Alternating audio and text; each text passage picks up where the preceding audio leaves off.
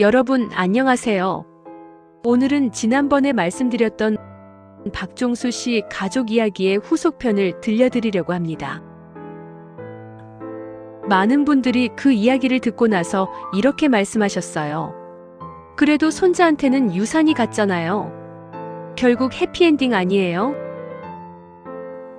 저도 처음엔 그렇게 생각했습니다. 박종수 씨가 손자 지훈이에게 교육비 명목으로 남긴 재산 약 50억 원. 그 돈으로 지훈이는 좋은 대학에 갈 수 있을 것이고 안정적인 미래를 꾸릴 수 있을 거라고요. 1년 후 저는 다시 박종수 씨를 만났습니다. 그분의 얼굴엔 주름이 더 깊이 패여 있었습니다. 기자님, 그때 이야기는 아직 끝나지 않았어요. 박 씨는 그렇게 말씀하시며 저에게 봉투 하나를 건네셨습니다. 거기엔 DNA 검사 결과지가 들어 있었습니다. 검사 대상자 박민호, 박지훈. 검사 결과 생물학적 부자 관계 아님. 부자 확률 0%. 저는 그 순간 이해했습니다. 이 가족의 이야기는 도장 하나로 끝나지 않았다는 것을. 진짜 비극은 그때부터 시작되고 있었다는 것을. 사람들은 말합니다. 피는 속일 수 없다고. 하지만 이 가족은 피를 속이며 살아왔고 그 대가를 지금도 치르고 있습니다.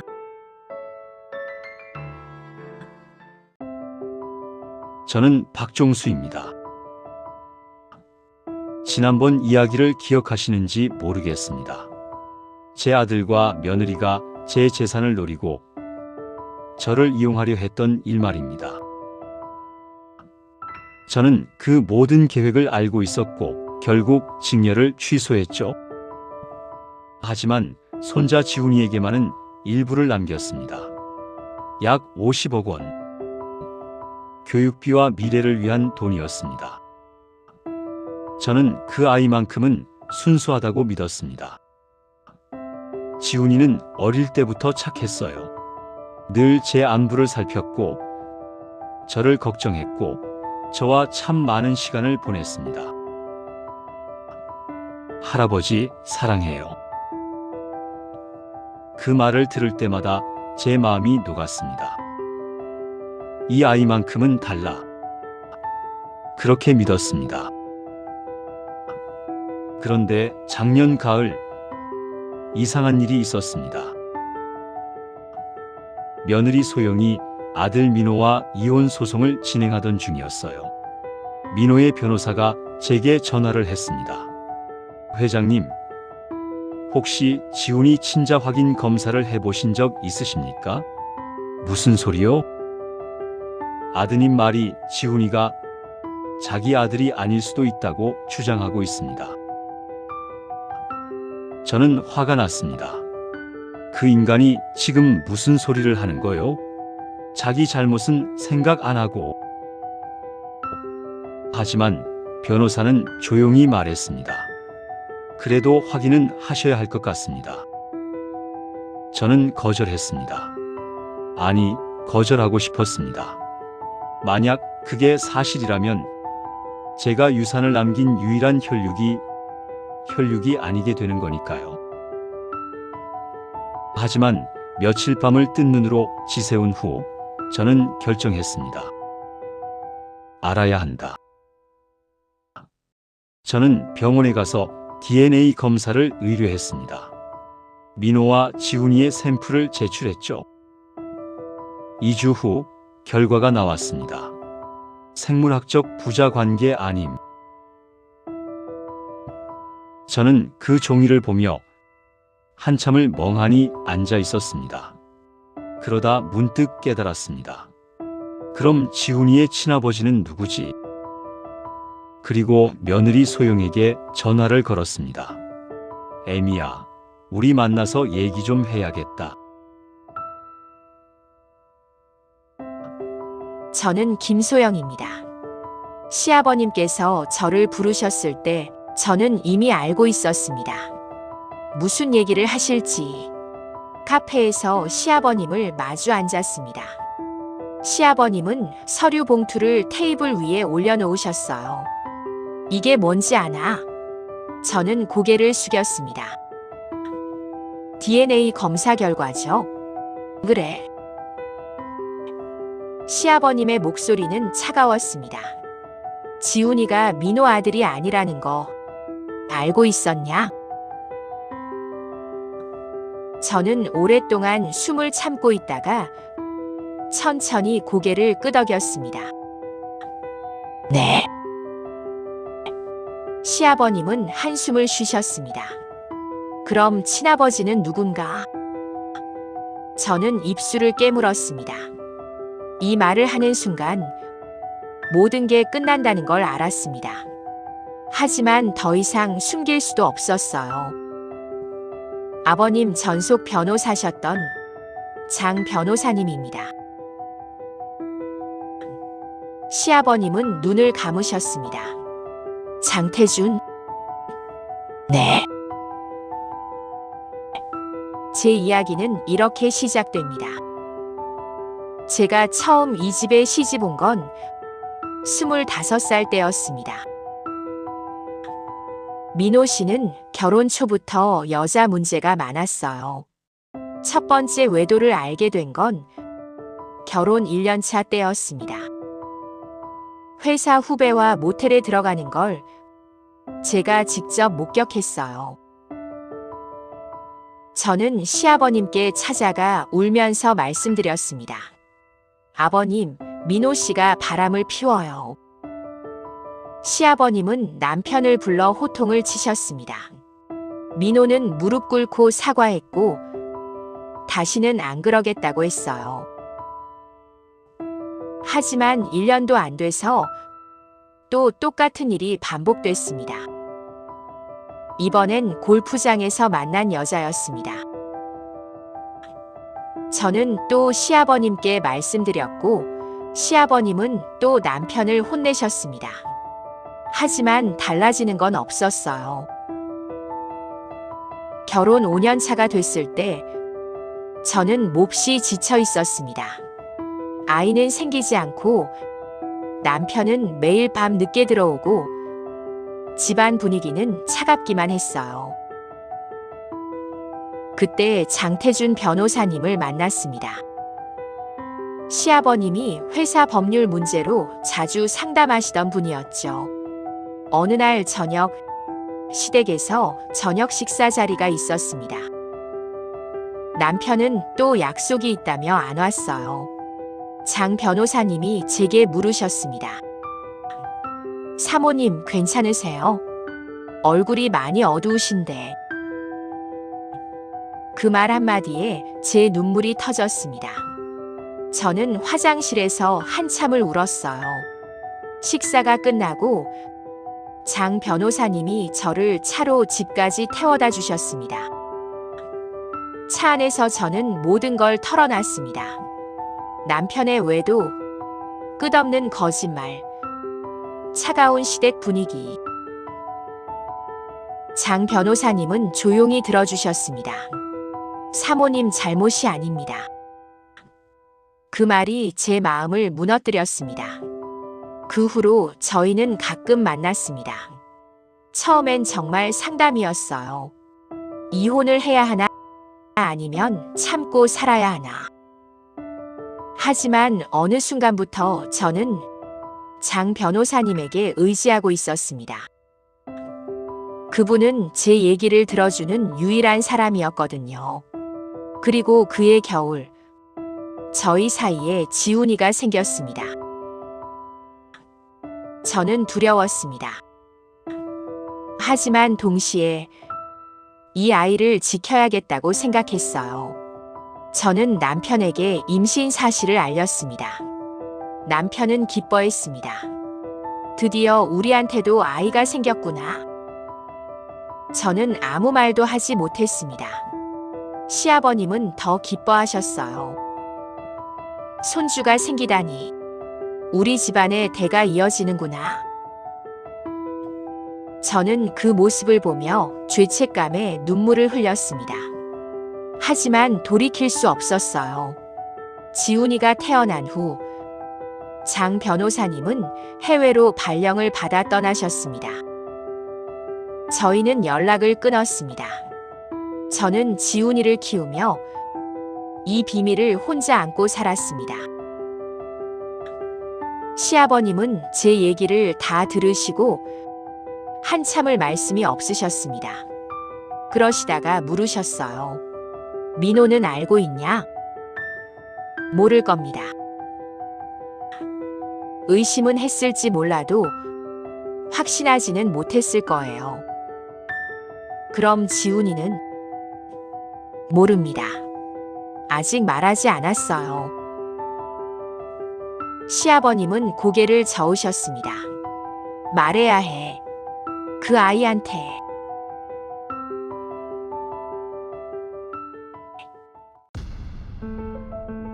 저는 박민호입니다. DNA 검사 결과를 받았을 때 저는 이상하게도 놀라지 않았습니다. 사실 저도 알고 있었거든요. 아니, 정확히는 의심하고 있었습니다. 지훈이가 제 아들이 아닐 수도 있다는 걸요. 지훈이가 태어났을 때부터 뭔가 이상했어요. 아이 얼굴이 저랑 전혀 안 닮았습니다. 눈도, 코도, 입도. 처음엔 아내를 닮았나 보다 하고 넘어갔어요. 하지만 시간이 지날수록 이상했습니다. 저희 집안 사람 누구도 안 닮았거든요.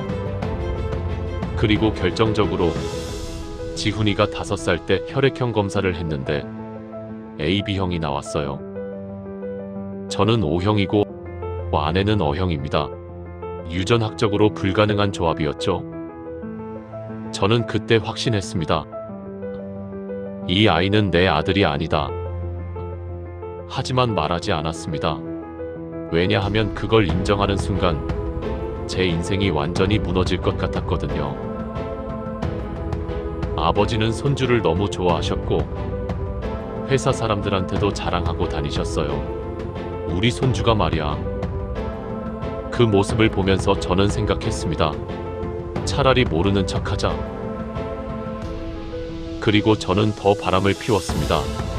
아내가 저를 배신했으니 저도 마음껏 배신해도 된다고 생각했어요. 유진이를 만난 것도 그 무렵이었습니다. 저는 유진에게 모든 걸 털어놨습니다. 내 아들이 아닐 수도 있어. 유진은 제 손을 잡아주었습니다. 오빠, 그럼 더 이상 그 집에 있을 이유가 없잖아요. 그 말이 맞았습니다. 저는 이혼을 결심했고 아버지 재산을 먼저 받으려 했던 거예요. 하지만 아버지는 모든 걸 알고 계셨고 제 계획은 실패했습니다. 이혼 소송이 시작됐을 때 저는 마지막 카드를 꺼냈습니다. 지훈이는 제 친아들이 아닙니다. 법정에서 그 말을 했을 때 아내의 얼굴이 새하얗게 변했어요. 재판부는 DNA 검사를 명령했고 결과는 제 주장을 뒷받침했습니다. 하지만 승리감 같은 건 없었습니다. 오히려 더 비참했어요. 왜냐하면 저는 깨달았거든요. 제가 그동안 아들이라고 믿었던 아이와 함께한 15년이 거짓이었다는 걸. 지훈이가 3살 때 처음 아빠라고 부른 날, 초등학교 입학식 때 제 손을 꼭 잡았던 그 작은 손, 중학교 들어가서 아빠, 나 공부 열심히 할게라고 했던 그 다짐, 모든 게 거짓이었습니다. 아니, 거짓이 아니라 제가 거짓으로 만든 거였어요. 그 아이는 잘못이 없는데 저는 그 아이를 15년 동안 거짓 속에 가둬놨던 겁니다. 이혼은 성립됐습니다. 저는 재산 분할에서도 졌고 위자료도 물어야 했어요. 그리고 지훈이는 법적으로 제 자식이 아니게 됐습니다. 저는 원룸으로 이사했습니다. 유진이는 제가 돈이 없어지자 떠나버렸어요. 오빠, 미안해. 나도 내 인생이 있잖아. 저는 혼자 남았습니다. 밤마다 술을 마시며 생각했습니다. 내가 만든 지옥에 내가 갇혀버렸구나.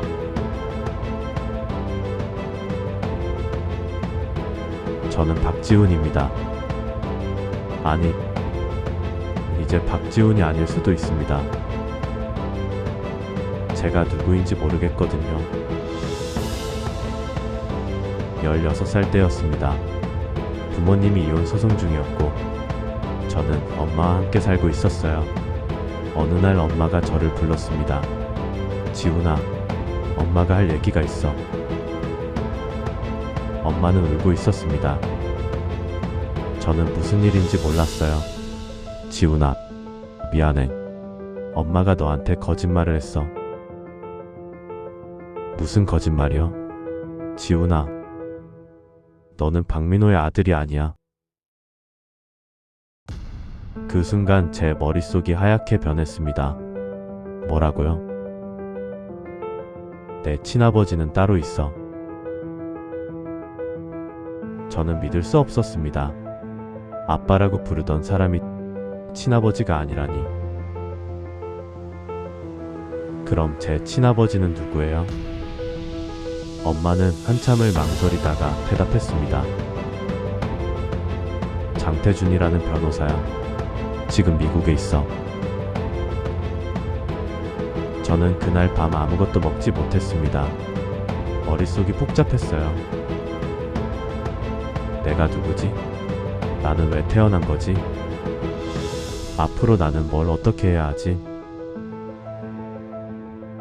다음 날 저는 할아버지를 찾아갔습니다.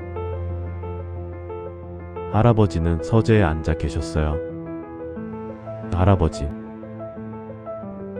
그래, 지훈아. 저 친손자 아니죠? 할아버지는 천천히 고개를 끄덕이셨습니다. 그렇다. 그럼 제가 받은 유산은 어떻게 되는 거예요? 그건 내 거야. 내가 너한테 준 건 변하지 않아. 하지만 저는 할아버지 친손자가 아닌데요. 할아버지는 제 어깨를 잡으셨습니다. 지훈아, 피가 전부는 아니야. 그렇지만 저는 할아버지께 죄송해졌습니다. 지난 시간 동안 제게 얼마나 큰 사랑을 베풀어 주셨는지 너무도 잘 알고 있으니까요. 할아버지에 대한 죄송함이 커질수록 엄마에 대한 미움이 자랐습니다. 제 아버지와 할아버지, 그리고 저 자신을 모두 부정하게 만든 엄마니까요. 저는 학교에 가지 않았습니다. 친구들을 만날 수도 없었어요. 얘들이 알면 뭐라고 할까? 지훈이 아빠가 친아빠 아니래. 지훈이 엄마가 바람 피워서 낳은 애래. 상상만 해도 끔찍했습니다. 그리고 가장 힘든 건 아빠, 아니 박민호 씨를 마주치는 거였습니다. 법원 조정 때 박민호 씨를 봤어요. 박민호 씨는 저를 보더니 고개를 떨궜습니다. 저는 달려가서 물었습니다. 아빠, 아니, 뭐라고 불러야 할지 모르겠어요. 언제부터 알고 계셨어요? 박민호 씨는 한참을 말이 없다가 대답했습니다. 오래전부터. 그럼 왜 말 안 하셨어요?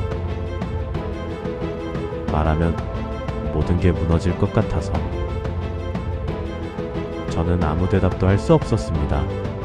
그럼 저는 뭐예요? 15년 동안 아빠라고 불렀는데 저는 뭐였어요? 다 알고 있었으면서 끝까지 저를 속일 생각이었어요? 박민호 씨는 대답하지 못했습니다. 저는 그날 이후 박민호 씨를 다시 보지 않았습니다. 엄마는 장 변호사님과 재혼했습니다. 친아버지라는 사람이었죠. 하지만 저는 그분을 아버지라고 부를 수 없었어요. 처음 만난 날, 장 변호사님이 말했습니다. 지훈아, 미안하다. 아빠가 너무 늦게 나타났지? 저는 고개를 저었습니다. 아빠라고 부르지 마세요. 저한테 아빠는 없어요. 엄마는 울었지만 저는 돌아서 버렸습니다. 그 후 저는 오랜 방황을 시작했습니다. 공부도 안 하고 밤마다 밖에서 돌아다녔어요. 엄마가 뭐라 하면 소리를 질렀습니다. 엄마가 무슨 자격으로 저한테 뭐라 해요? 엄마가 저를 이렇게 만든 거잖아요. 할아버지가 저를 부르셨을 때도 가지 않았습니다. 저는 모두 부정하고 싶었습니다.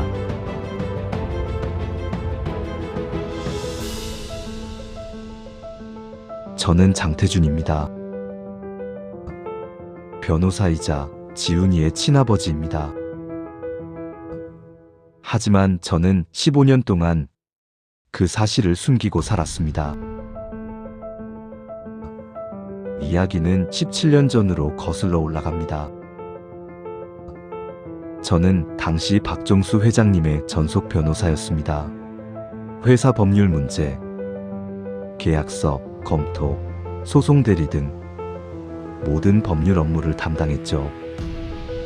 그러던 어느 날 박 회장님이 저를 부르셨습니다.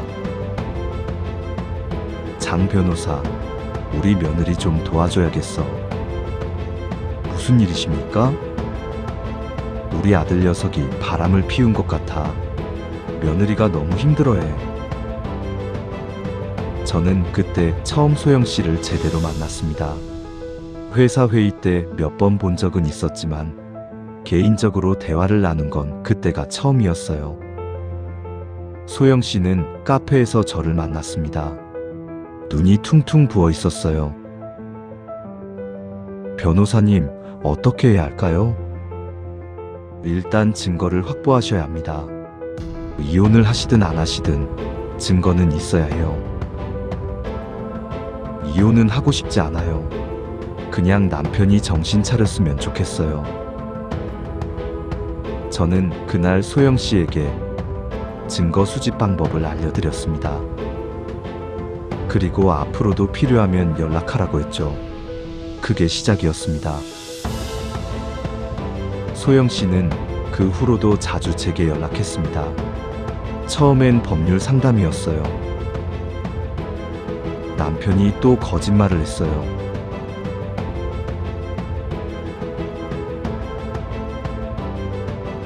카드 사용 내역이 이상해요. 하지만 점점 상담 내용이 바뀌었습니다.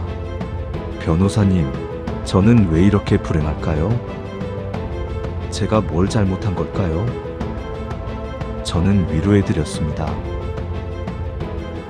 사모님 잘못이 아닙니다. 남편분이 잘못하신 거예요. 그 말을 할 때마다 소영 씨는 울었습니다.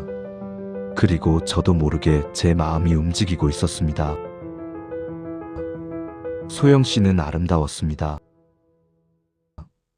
외모도 그랬지만 그보다는 그 슬픔이 아름다웠어요.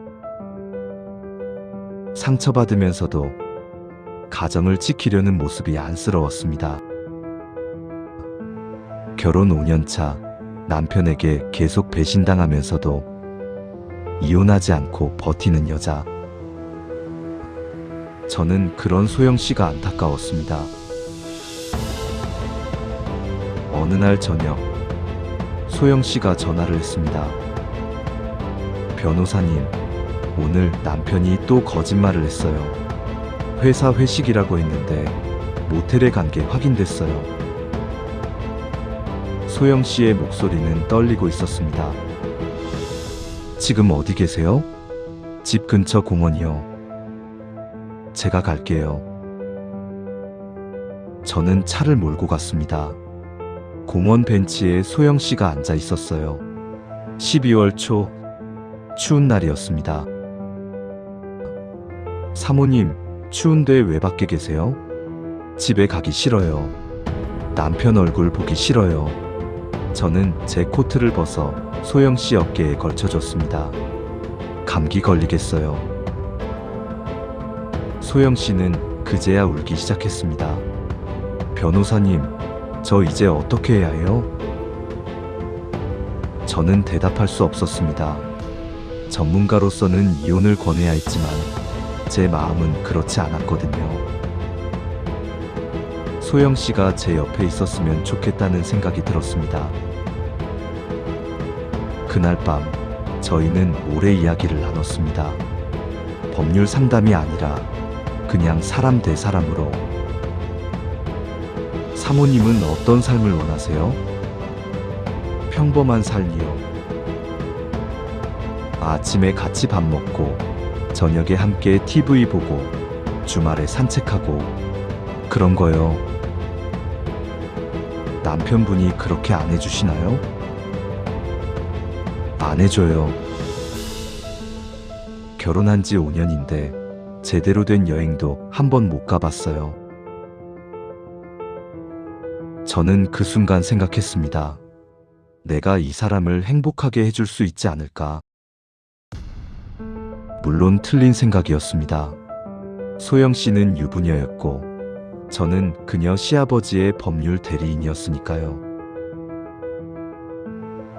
하지만 마음은 그런 이성을 따르지 않았습니다. 그해 겨울부터 봄까지 저희는 몇 차례 더 만났습니다. 처음엔 정말 위로였어요. 소영 씨가 힘들어할 때 옆에 있어주는 것. 하지만 어느 순간부터 위로가 의지가 되었고 의지가 사랑이 되었습니다. 소영 씨도 마찬가지였던 것 같아요. 변호사님과 있으면 제가 사람 같아요. 그 말이 제 마음을 완전히 무너뜨렸습니다. 그리고 그해 4월, 소영 씨가 제게 전화를 했습니다. 변호사님, 만나야 할 것 같아요. 목소리가 심상치 않았습니다. 저희는 조용한 카페에서 만났습니다. 소영 씨는 한참을 망설이다가 말했습니다. 변호사님, 저 임신한 것 같아요. 그 순간 제 심장이 멎는 줄 알았습니다. 확실해요? 아직 병원은 안 갔는데 테스트기로 확인했어요. 저는 머릿속이 복잡해졌습니다. 기쁨과 두려움이 동시에 왔어요. 어떻게 할 거예요? 모르겠어요. 변호사님은요? 저는 솔직하게 대답했습니다. 저는 낳고 싶어요. 소영 씨는 눈물을 흘렸습니다. 하지만 이 아이를 어떻게 키워요? 제가 책임질게요. 어떻게요? 변호사님도 유부남이잖아요. 그때 저는 이미 결혼한 상태였습니다. 아내와는 사이가 좋지 않았지만 아직 이혼하지는 않은 상태였어요. 이혼할게요. 그리고 사모님도 이혼하세요. 우리 같이 살아요. 하지만 소영 씨는 고개를 저었습니다. 안 돼요. 시아버님을 실망시켜 드릴 수 없어요. 아버님은 손주를 너무 기다리고 계세요. 하지만 이건 거짓말이에요. 알아요. 하지만 이렇게라도 이 아이를 지킬 수 있다면. 소영 씨는 결정했습니다. 민호 씨 아이라고 말하기로. 저는 반대했습니다. 안 돼요. 그건 너무 큰 거짓말이에요. 하지만 다른 방법이 없어요. 결국 저는 소영 씨의 결정을 받아들였습니다. 그리고 그게 제 인생 최대의 실수였습니다. 소영 씨는 박민호 씨에게 임신 사실을 알렸고 박민호 씨는 아무것도 모른 채 기뻐했습니다. 박 회장님도 너무 좋아하셨어요. 저는 그 모습을 멀리서 지켜볼 수밖에 없었습니다. 지훈이가 태어난 날, 저는 병원에 갔습니다. 물론 변호사 자격으로요. 회장님 축하드립니다. 고맙네, 장 변호사. 우리 손주 한번 보게. 저는 신생아실 유리창 너머로 지훈이를 봤습니다. 작고 빨간 얼굴. 제 아들이었습니다. 하지만 안아볼 수도, 이름도 지어줄 수도 없었어요. 저는 그날 병원 복도에서 혼자 울었습니다. 그리고 결심했습니다. 언젠가는 이 아이를 인정받게 하자. 지훈이가 돌이 됐을 때 저는 미국 발령을 자청했습니다. 더 이상 한국에서는 견딜 수 없을 것 같았거든요. 매일 소영 씨를 보면서도 가족이 될 수 없는 것. 제 아들을 보면서도 아버지라고 말할 수 없는 것. 그게 너무 고통스러웠습니다. 미국에서 10년을 보냈습니다. 그 사이 소영 씨와는 가끔 이메일을 주고받았어요. 지훈이가 초등학교에 들어갔어요. 지훈이가 수학 경시 대회에서 상을 받았어요. 제 아들의 성장을 사진으로만 봐야 했습니다. 그리고 5년 전 박 회장님이 급하게 저를 한국으로 불러들였습니다. 민호 씨와 소영 씨의 음모가 밝혀졌고 이혼 소송이 시작됐죠. 소영 씨를 만났습니다. 15년 만이었어요. 오랜만이에요, 변호사님. 그동안 고생 많으셨어요. 저희는 조심스럽게 다시 만나기 시작했습니다. 이번엔 정식으로요. 저도 이미 아내와 이혼한 상태였거든요. 이제 우리 같이 살 수 있을까요? 소영 씨가 말했습니다. 지훈이한테 말해야 해요. 진실을. 소영 씨는 고개를 끄덕였습니다. 그리고 지훈이에게 모든 걸 말했습니다. 하지만 그 진실은 지훈이를 구원하지 못했습니다. 오히려 파괴했습니다.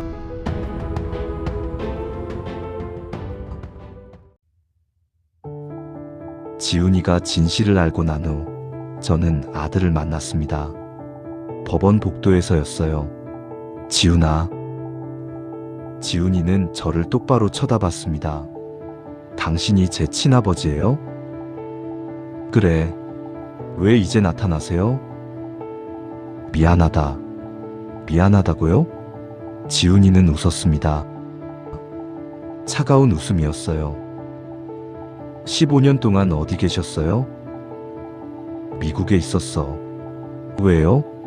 저 때문에 도망간 거예요? 아니야, 그게 아니라.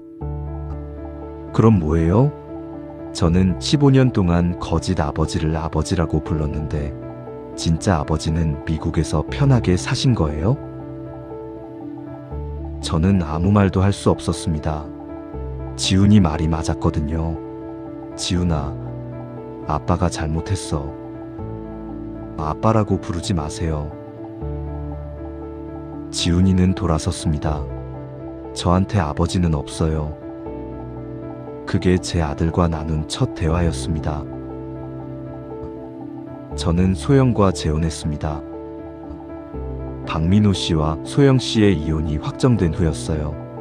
사람들은 수군거렸습니다.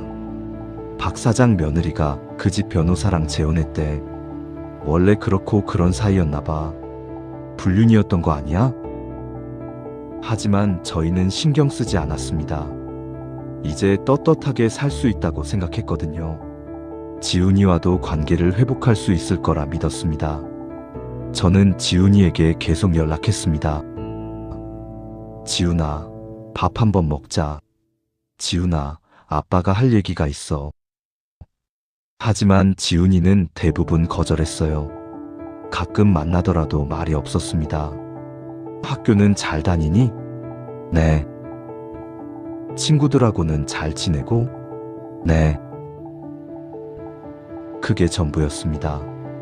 저는 지훈이에게 뭔가 해주고 싶었습니다. 아버지로서 못해준 것들을요. 지훈아, 네가 원하는 거 있으면 말해. 아빠가 다 해줄게. 지훈이는 저를 쳐다봤습니다. 돈으로 다 해결되는 줄 아세요? 그게 아니라 저는 돈이 필요한 게 아니에요. 저는 15년이 필요했어요. 그때 옆에 있어줄 아버지가 필요했던 거예요. 지훈이 말이 가슴에 박혔습니다. 저는 박 회장님을 찾아갔습니다. 회장님, 지훈이 유산 문제 말인데요. 무슨 문제? 지훈이가 제 아들이라는 게 밝혀졌지 않습니까? 법적으로는 회장님 손주가 아니게 됐는데 박 회장님은 손을 내저었습니다. 그건 상관없어. 내가 지훈이한테 준 건 변하지 않아. 하지만 장 변호사, 자네도 알잖나. 피가 전부가 아니라는 거. 저는 고개를 숙였습니다. 하지만 법적으로 문제가 될 수 있습니다. 그럼 자네가 해결하게. 자네가 변호사잖아.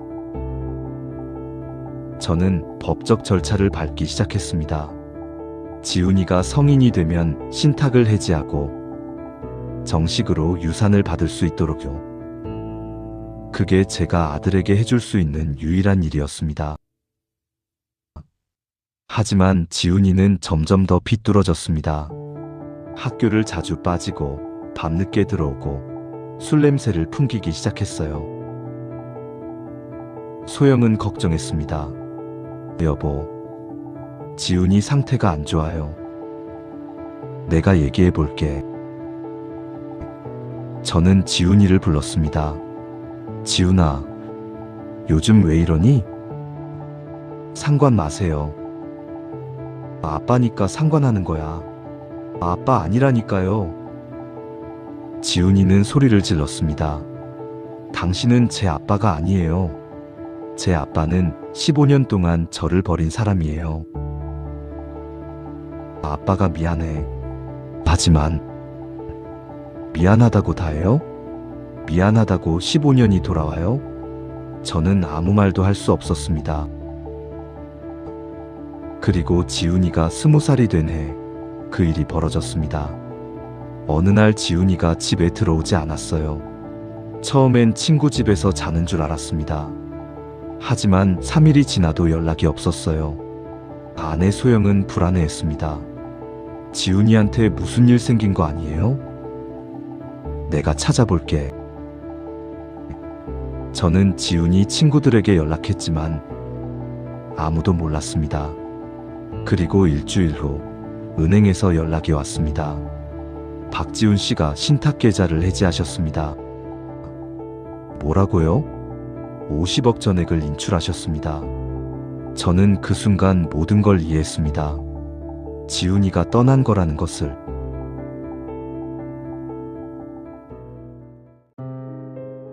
저는 이제 성인이 됐습니다. 20살이 된 어느 날, 한 여자가 저를 찾아왔습니다. 이름은 서유진. 박민호 씨의 옛 애인이었습니다. 지훈아, 우리 얘기 좀 하자. 서유진과 저는 한 카페에서 만났습니다. 그녀는 제 나이보다 10살 정도 많았지만 여전히 젊고 예뻤습니다. 지훈아, 나 기억해? 아니요, 잘 모르겠는데요. 나는 내 아빠 박민호 씨 애인이었어. 저는 얼굴을 찌푸렸습니다. 그걸 왜 저한테 말씀하세요? 너한테 해줄 얘기가 있어서. 서유진은 커피를 한 모금 마시고 말했습니다. 지훈아, 너 지금 힘들지? 네. 당연하지. 내가 누군지도 모르고 가족들은 다 거짓말쟁이고. 그 말이 제 마음을 찔렀습니다. 그래서 어쩌라고요? 나랑 같이 가자. 한국 떠나서 새로 시작하는 거야. 뭐라고요? 너 할아버지한테 유산 받았잖아. 50억. 저는 움찔했습니다. 그 돈 어떻게 아세요? 박민호한테 들었어. 그 돈으로 우리 해외 나가서 새로 시작하자. 저는 황당했습니다. 미친 거 아니에요? 왜 저랑 같이 가려고 하세요? 서유진은 웃었습니다. 나도 이 나라가 싫거든. 그리고 너도 여기 있으면 평생 이렇게 살 거야. 거짓말로 태어난 아이로. 그 말이 제 가슴을 찔렀습니다. 저는 정말로 그렇게 살고 싶지 않았어요. 생각해봐. 유럽 가서 새로 시작하는 거야. 거기선 아무도 너를 몰라. 내가 누구 아들인지, 어떻게 태어났는지. 그냥 지훈이로 살면 돼. 서유진은 계속 속삭였습니다. 나는 너를 도와줄 수 있어. 언어도 가르쳐주고 사업도 같이 하고. 저는 혼란스러웠습니다. 하지만 동시에 그 제안이 매력적이었어요. 생각할 시간을 주세요. 그래, 천천히 생각해. 그날 밤 저는 잠을 이룰 수 없었습니다. 서유진의 제안이 계속 머릿속을 맴돌았어요. 며칠 후 저는 서유진에게 다시 연락했습니다. 같이 갈게요. 잘 생각했어. 저는 계획을 세웠습니다. 먼저 유산을 현금화해야 했어요. 할아버지가 남긴 50억은 신탁 형태로 묶여 있었지만 제가 성인이 됐으니 해지할 수 있었습니다. 저는 은행에 가서 신탁 해지 신청을 했습니다. 해지 사유가 뭡니까? 유학하려고요. 거짓말이었습니다. 하지만 은행은 확인 절차를 거쳐 승인해줬어요. 50억이 제 계좌로 들어왔습니다. 서유진은 해외 계좌를 만들라고 했습니다. 한국 계좌로 들고 나가면 추적당해. 해외 계좌로 옮겨. 저는 싱가포르 은행 계좌를 만들었습니다. 그리고 조금씩 돈을 옮기기 시작했어요. 한 번에 큰 금액을 보내면 의심받으니까 일주일에 5억씩 나눠서 보냈습니다. 2달이 걸렸습니다. 그 사이 엄마는 제게 계속 연락했어요. 지훈아, 요즘 왜 이렇게 연락이 안 돼? 바빠서요. 무슨 일 있어? 엄마한테 얘기해봐. 저는 차갑게 대답했습니다. 엄마한테 할 얘기 없어요. 엄마는 울먹이는 목소리로 말했습니다. 지훈아, 엄마가 잘못했어. 그래도 엄마를 이렇게 대하지 마. 엄마가 먼저 저를 이렇게 만들었잖아요. 전화를 끊었습니다. 할아버지한테서도 연락이 왔습니다. 지훈아, 할아버지야, 요즘 어떻게 지내니? 잘 지내요. 신탁 계좌 해지했다던데 무슨 일이니? 유학하려고요. 어디로? 영국이요. 거짓말이었습니다. 할아버지는 잠시 침묵하시다가 말씀하셨어요. 지훈아, 할아버지가 내 돈을 뺏으려는 게 아니야. 그냥 내가 걱정돼서 그래. 걱정 안 하셔도 돼요. 저 이제 어른이에요. 그래도 할아버지한테는 내가. 저는 전화를 끊어버렸습니다. 모든 돈이 해외 계좌로 옮겨진 날, 서유진이 말했습니다. 이제 떠나자. 언제요? 이번 주 금요일. 스페인행 비행기 예약했어. 스페인이요? 거기서 시작하는 거야. 바르셀로나. 아름다운 도시야. 저는 고개를 끄덕였습니다. 떠나는 날 아침, 저는 집에 아무도 없을 때 짐을 쌌습니다. 캐리어 하나에 옷 몇 벌과 노트북만 넣었어요. 다른 건 필요 없었습니다. 돈만 있으면 됐으니까요. 문을 나서면서 거실을 한번 둘러봤습니다. 여기서 살았던 기억들, 엄마랑 밥 먹던 식탁, 할아버지가 오셔서 앉으시던 소파, 박민호 씨가 TV 보던 자리, 모든 게 거짓 같았습니다. 저는 문을 닫고 나왔습니다. 돌아보지 않았어요. 공항에서 유진을 만났습니다. 준비됐어? 네. 후회 안 해? 네. 그럼 가자. 우리는 출국 심사를 통과했습니다. 비행기가 이륙했습니다. 창밖으로 서울이 점점 멀어지는 게 보였어요. 저는 생각했습니다. 이제 시작이야. 진짜 내 인생.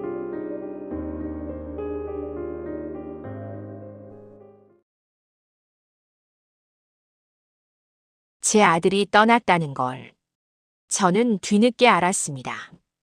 아들에게 계속 전화를 했지만 연결이 안 되었어요. 저는 시아버님께 전화해 울면서 말했습니다. 아버님, 지훈이가 사라졌어요. 아버님은 뒤늦게 은행을 통해 알아보고는 지훈이가 50억을 모두 인출했다는 걸 아셨어요. 그리고 경찰에 신고하는 대신 사설 탐정을 고용하셨어요. 탐정이 찾아낸 건 지훈이가 스페인으로 떠났다는 것뿐이었습니다. 서유진이라는 여자와 함께. 그 후 행적은 묘연했어요. 저는 하늘이 무너지는 것 같았습니다. 전 남편에게 연락했어요. 지훈이가 사라졌어요. 뭐? 누구랑? 왜 갔대? 당신 그 여자랑요. 서유진이요. 서유진? 그 여자랑 같이 스페인으로 도망갔다고요. 이게 우리가 받는 벌인가 봐요. 저는 울었습니다. 아니, 울부짖었습니다. 새 남편이 저를 위로했습니다. 우리가 찾을 거야. 지훈이를 꼭 찾을 거야. 하지만 저는 알고 있었습니다. 지훈이는 돌아오고 싶지 않을 거라는 것을. 왜냐하면 자신이 그 아이에게 거짓 인생을 살게 했으니까요. 저는 남편 장태준에게 말했습니다. 여보, 이게 다 내 죗값이에요. 무슨 소리야. 내가 지훈이를 거짓 속에 가둬놨잖아요. 그 아이가 떠난 건 당연한 거예요. 저는 지훈이 방에 들어가 혼자 앉아 있곤 했습니다. 책상 위엔 지훈이가 중학생 때 쓴 일기장이 있었어요. 저는 그 일기장을 펼쳤습니다. 오늘 아빠가 학교에 오셨다. 부끄러웠지만 기분이 좋았다. 우리 아빠가 제일 멋있다. 저는 눈물을 흘렸습니다. 그때 지훈이는 진심으로 박민호를 아버지라고 믿었던 거예요. 그렇게 저는 아들을 잃었습니다.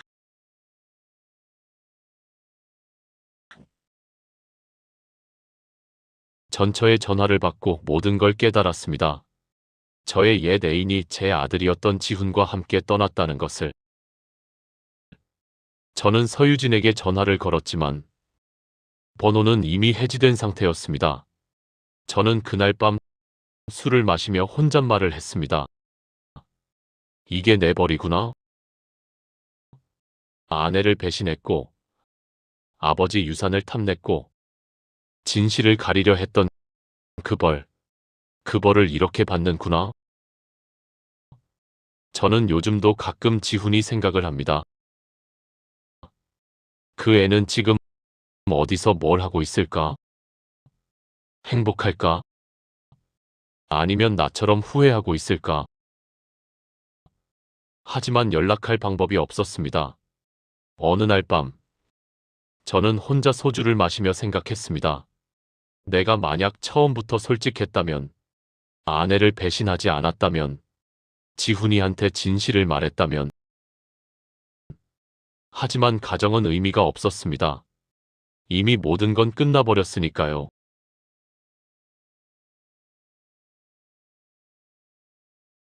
저는 서재에서 창밖을 바라보며 한참을 서 있었습니다. 내가 잘못 판단했나? 지훈이에게 유산을 남긴 것, 그게 오히려 그 아이를 망친 건 아닌가? 50억이라는 돈이 20살 청년에게는 너무 큰 돈이었나? 나는 후회했습니다. 이 모든 일이 어디서부터 잘못되었는지 생각했습니다. 하지만 이미 늦었습니다.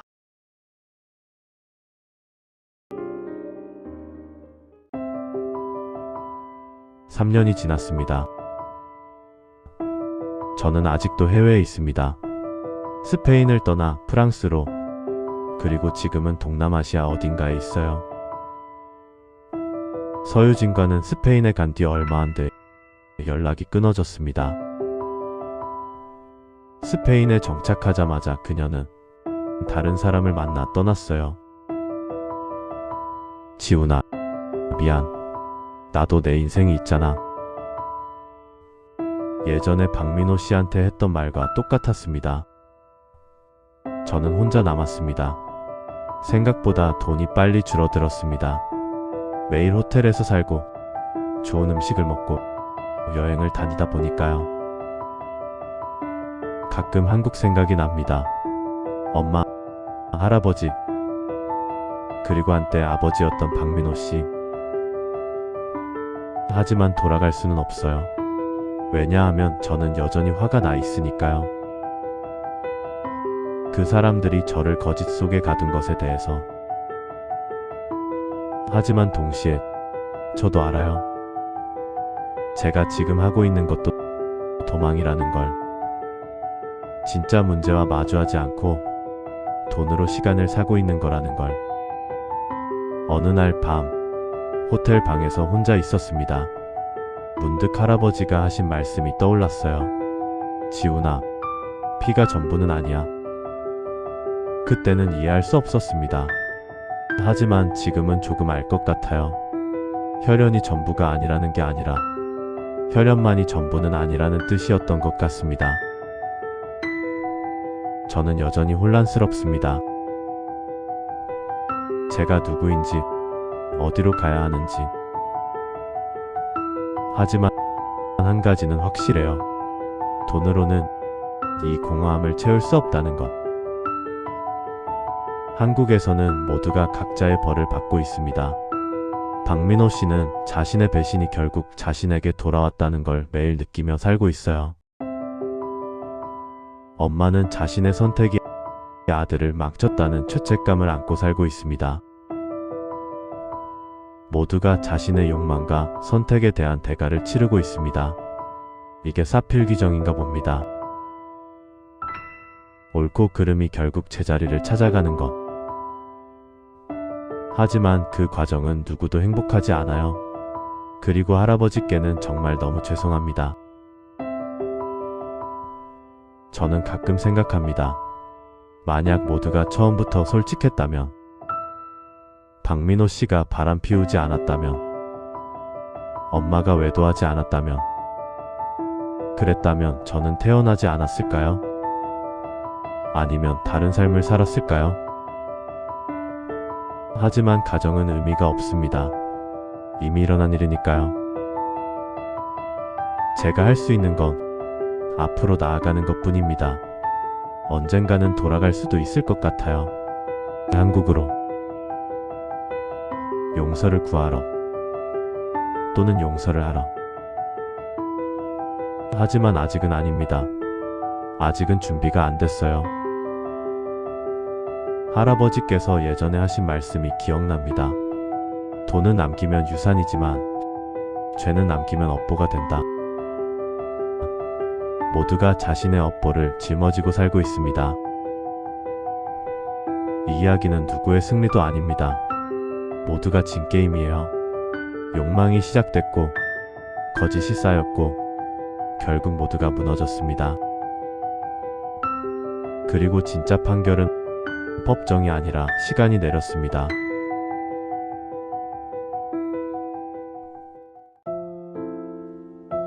여러분, 오늘 이야기 어떠셨나요?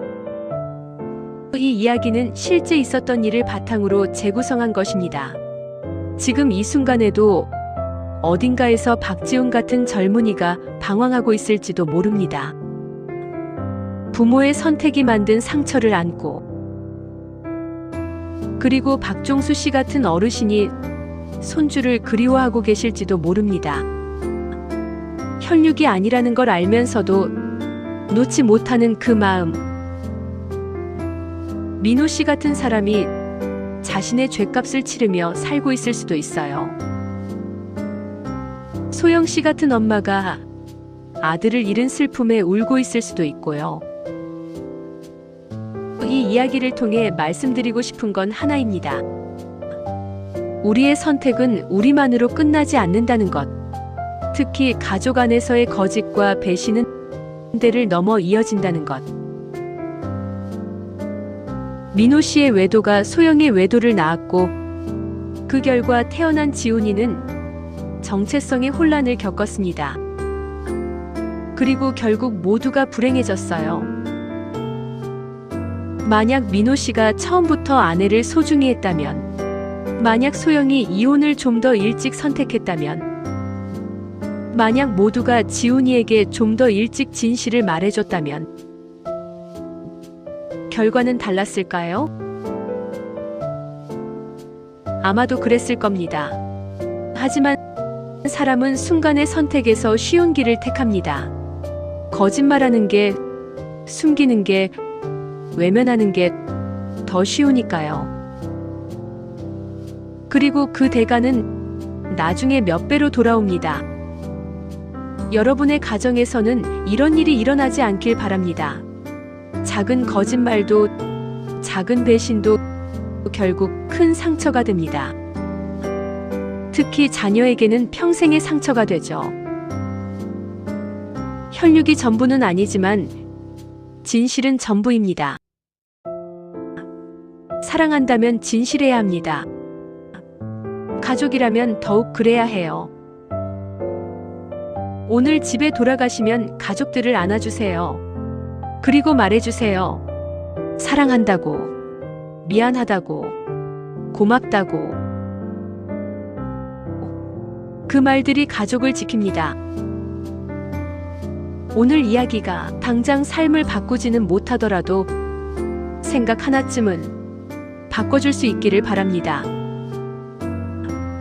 구독과 좋아요로 공감을 표현해주세요. 끝까지 들어주셔서 감사합니다.